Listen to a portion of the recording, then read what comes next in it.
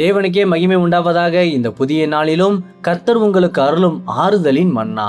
வீடு வீடாக மனிதர்களை நாடாமல் என்னை தேடும் உன்னை நான் கனப்படுத்தி உன் அவமானங்களை நீக்கி ஆசீர்வதிப்பேன். நீதிமொழிகள் 25:17. உன் அயலான் சலித்து உன்னை வெறுக்காதபடிக்கு அடிக்கடி அவன் வீட்டில் கால் வைக்காதே.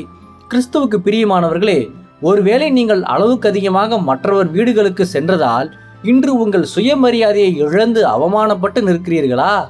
உன் அயலான் சலித்து உன்னை வெறுக்காதபடிக்கு நீங்கள் மனிதர்களிடம் எல்லைகளை அமைத்து எப்பொழுதும் ஞானத்தோடு பழகுவது அவசியமான ஒன்று என்று வேதம் இன்று மிக தெளிவாக எச்சரிக்கிறது.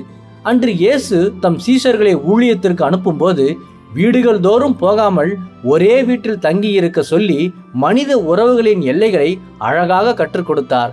நீங்களும் இன்று வீடு வீடாக மனிதர்களை தேடி ஓடுவதை நிறுத்திவிட்டு தேவனோடு அதிக நேரம் செலவிட்டு உங்கள் சொந்த வேலைகளில் எப்பொழுதும் கவனமாக இருக்க பிரயாசப்படுங்கள்.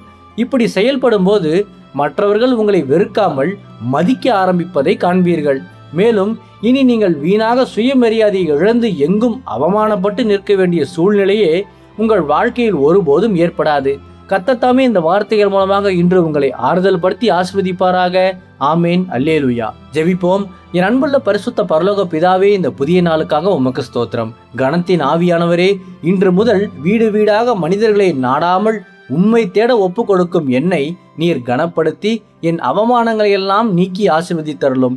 இன்று பிறந்த நாள், திருமண நாள் கொண்டாடும் உமது பிள்ளைகளின் இந்த புதிய ஆண்டை உமது நன்மை கிருபையால் முடிசூட்டி ஆசீர்வதியும். பிதாவே, இயேசுவின் வருகையில் நான் அவரோடு எடுத்துக்கொள்ளப்படும்படி என்னை தகுதிப்படுத்தும், தயார்படுத்தும். இயேசுவின் நாமத்தில் ஜெபிக்கிறேன் எங்கள் நல்ல பிதாவே. ஆமேன். மாரநாதா.